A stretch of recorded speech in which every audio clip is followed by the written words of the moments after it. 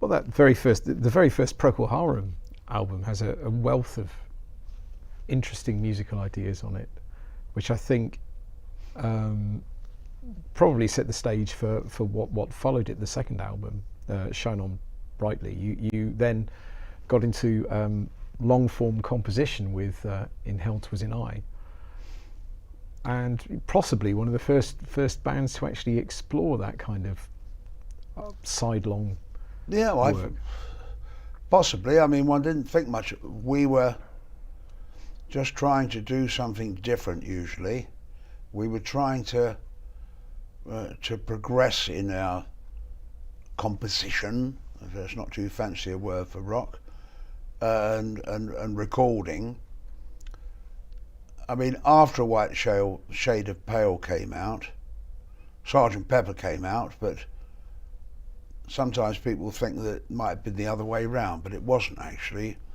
I think the day that Sgt. Pepper came out, White Shade of Pale was already #1. So there was no relationship, certainly from a White Shade of Pale, it was not influenced by Sgt. Pepper. But of course Sgt. Pepper was the Beatles doing their next album, and it was more experimental and pushed recording much further than it had been pushed, even since Revolver. So it was opening up the doors, and it was all the doors were opening, and suddenly to make an LP was, suddenly people wanted LPs. Prior to White Shade of Pale, if you like, White Shade of Pale was the last of the great singles as well as being a start of something different. The last of the great singles.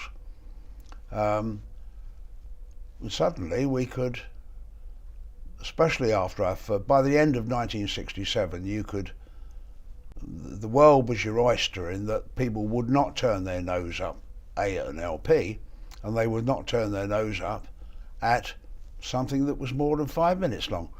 So we'd already done nearly 5 minutes with White Shade of Pale. So on our second album rather, Shine On Brightly, we did 18-minute suite, if you like. It was joined strangely by melody and other things, repeated themes. And we did pretentiously, perhaps, think of it as a suite. We used to call it the great work when we were writing it, but it was an attempt to just expand the horizons of what a rock group could do.